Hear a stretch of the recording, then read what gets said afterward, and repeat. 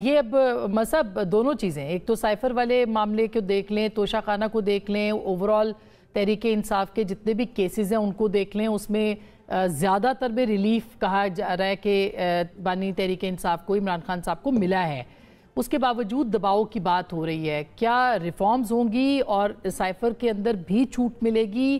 پھر معاملات کدھر جا سکتے ہیں؟ شکریہ آسما۔ مجھے تو دیکھیے کوئی نئی چیز تو نہیں ہو رہی پاکستان میں، کوئی انہونی تو نہیں ہو رہی پاکستان میں۔ کیا ماضی میں یہ ساری چیزیں نہیں ہوئی ہیں؟ ہمیں ہر دوسرا کیس اوپن اینڈ شٹ لگتا تھا۔ نواز شریف کے پیریڈ میں نواز شریف کے ساتھ جو مقدمے چل رہے تھے اسے بھی ہم یہی کہا کرتے تھے اوپن اینڈ شٹ کیس۔ آج جو مقدمے چل رہے ہیں اس کے بارے میں بھی ہم یہی کہتے تھے اوپن اینڈ شٹ کیس۔ آپ ماضی کے مقدمات اٹھا لیں، اس سے پہلے زرداری صاحب کے مقدمات اٹھا لیں، پاکستان کی پولیٹکس مقدمات کے گرد نہیں گھوم رہی۔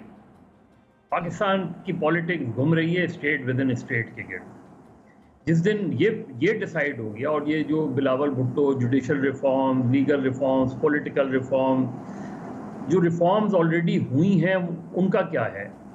کیا یہ 18ویں ترمیم کے بعد ڈیسائیڈڈ نہیں تھا کہ پبلک اکاؤنٹس کمیٹی کا چیئرمین وفاق اور صوبوں میں اپوزیشن کا ہوگا؟ تو سندھ میں کیوں نہیں ہے آج تک سندھ میں opposition leader of the opposition public accounts committee کا چیئرمین کیوں نہیں بنایا جاتا؟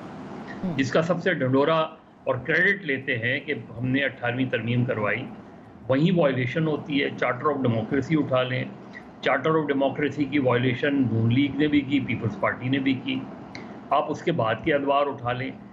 تو پرابلم ریفارمز کی نہیں ہے، پرابلمز آپ کا قانون بھی موجود ہے، آپ کا آئین بھی موجود ہے۔ کیا ہم آئین کے مطابق چل رہے ہیں؟ کیا ہم آئین کے مطابق الیکشنز کراتے ہیں؟ کیا ہم آئین کے مطابق چیزوں کو آگے بڑھا رہے ہیں؟ نہیں بڑھا رہے۔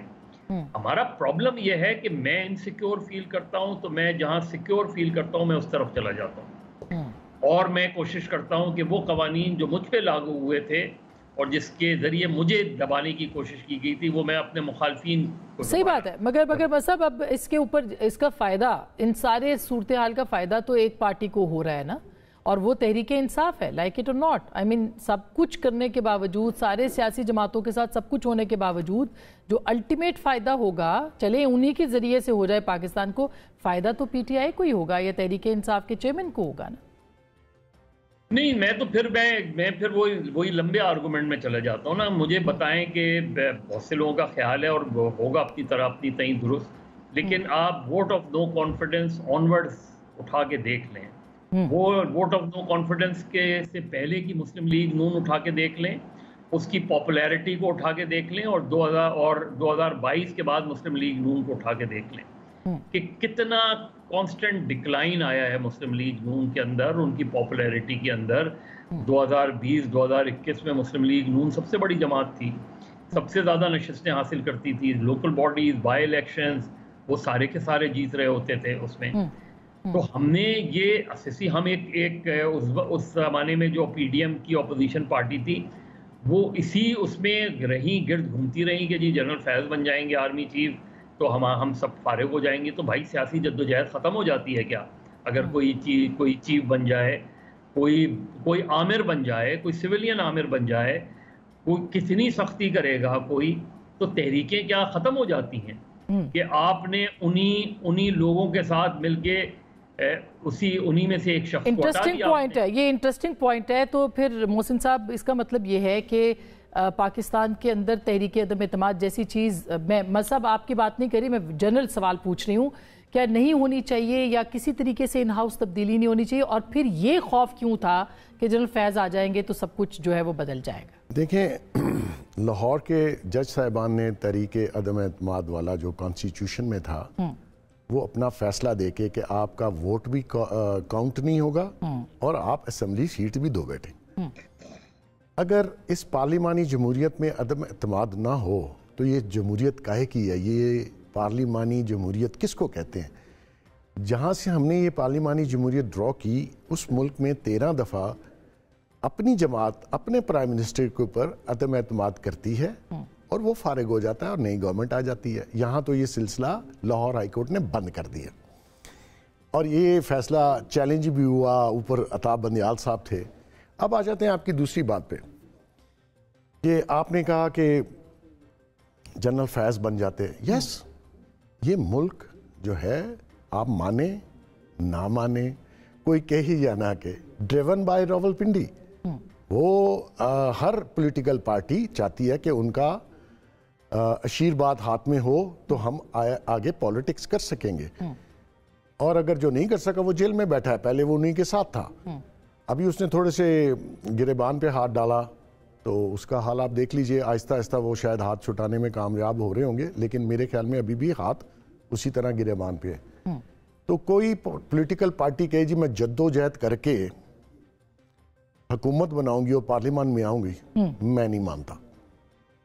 मदर साहब का ख्याल है, मैं एज ए रिस्पेक्ट उनके आर्गुमेंट को। लेकिन इमरान खान साहब कई बार कह चुके हैं कि जनरल फैज को तो मैंने लगाना है, अभी परसों बात की है नहीं, वो झूठा आदमी है, वो मुंह पे झूठ बोलता है। वो तो बात करके आधे घंटे बाद बदल जाए, उसकी बात का एतबार मत करें। उसने उसको ISI से नहीं हटने दिया और फसाद डाल दिया। आपको याद होगा 1.5 महीना बेगम ने कहा नवंबर तक इसको रखें, नवंबर में क्या तोप चलनी थी।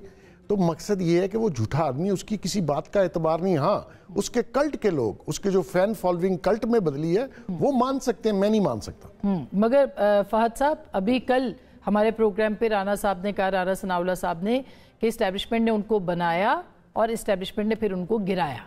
जाहिर है कि ये एक अगर ये PMLN के अंदर फीलिंग है कि इस्टेब्लिशमेंट ही पीछे हटी थी जिसकी वजह से वो गिर गए और उनका मुकम्मल तौर पर उनको नहीं गिरा पा रहे, तो फिर तो यही बात है, क्या PMLN के अंदर इस बात के ऊपर अनरेस्ट है या कोई एहसास है कि हमसे गलती हो गई थी कि हमने तहरीक अदम एतमाद की और उसके बाद जो सारा 2.5 साल गुजारे या 29 माह केयर टेकर को भी मिला लें, तो ये क्या कोई एहसास है वहाँ पे?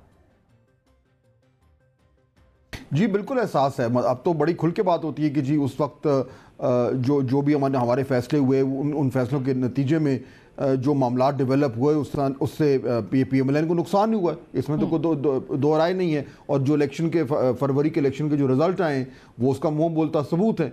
लेकिन वो तो उस वक्त की फैसला था।